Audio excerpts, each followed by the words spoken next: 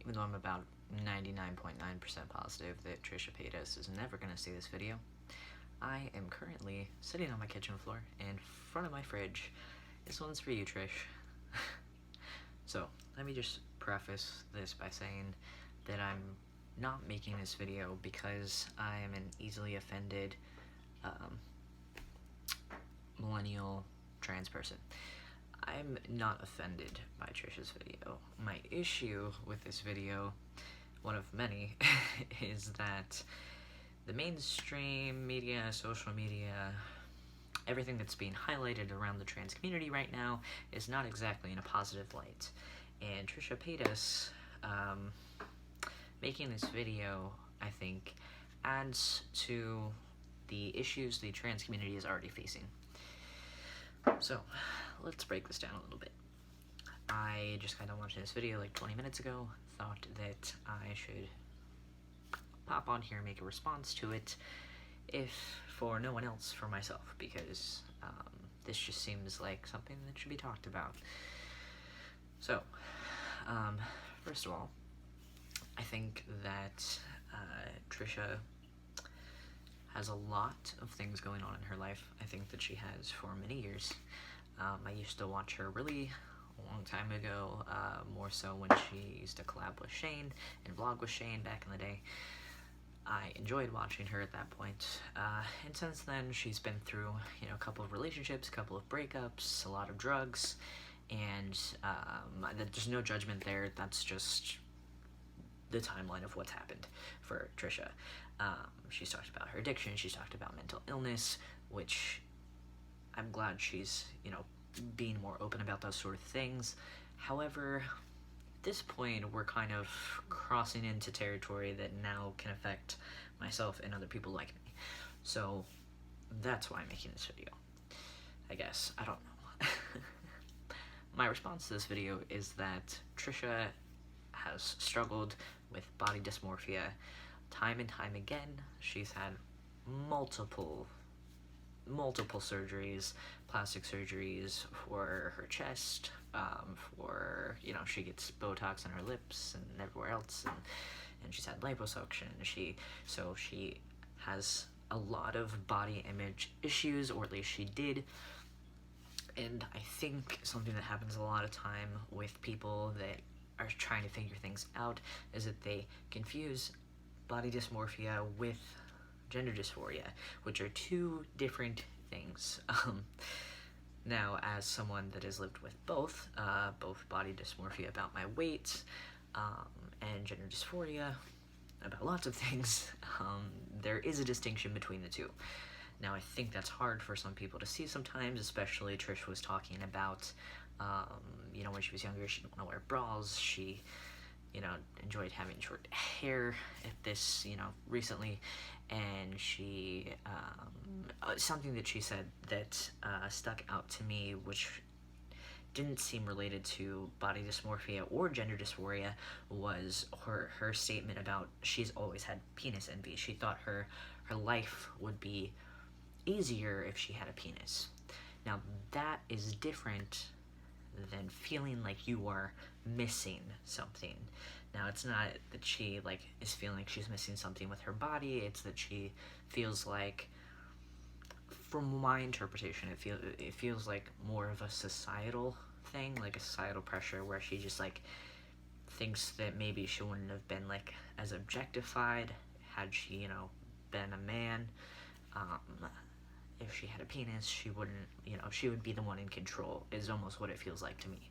So that is something that stood out to me as something kind of indicating that she's probably not actually trans, and maybe she is. This is just my opinion on the situation, but that's something that stuck out to me. It was kind of like a red flag of I don't think that's what this is. I haven't talked too much about my own journey with gender dysphoria and everything on my channel yet, which I'll get to at some point, but that part is really where I feel there's this disconnect of what Trisha thinks it means to be trans and what it actually, and that's arguable on anybody's opinions too of what it means to be trans or what makes you trans or yada yada yada. That's not what I'm here to talk about, but I'm here to say that, Trish, I used to love your content, used to watch you all the time. I don't as much anymore. I don't have anything against you personally, but this is a lot. This is not something that, like, I just don't want the message to get out there to people that, like, if they have penis envy, they're trans. Or, you know, oh, I don't like wearing bras either, that must make me a man, or that must make me non-binary, or that must make me whatever, what have you. Like, I just don't want her to, like, convince other people that, you know, if they think life would be easier as a man, then they must be trans. That is something that is just unfortunately in American society a thing that, yeah, it's definitely easier to be a man in American society. I already have experienced this early on into my transition, that it's easier to be a man, that people treat you differently. People treat you with more respect. People don't, you know, expect you to flirt with them, expect you to have a response, a nice response, and if you don't have a nice response, you are automatically a bitch.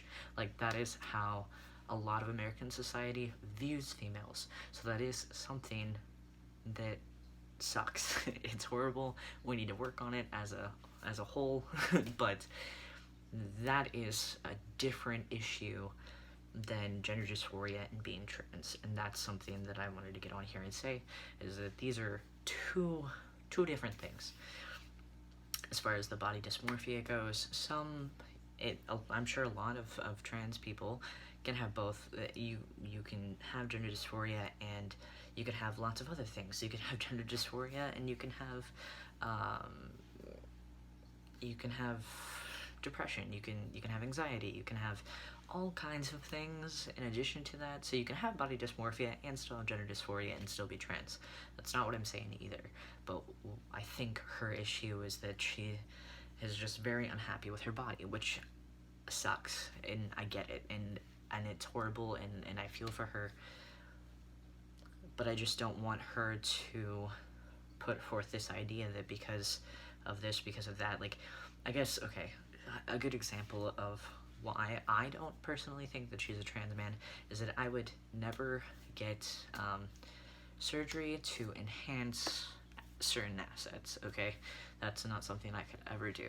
Now, there are some people that identify as trans that don't have gender dysphoria.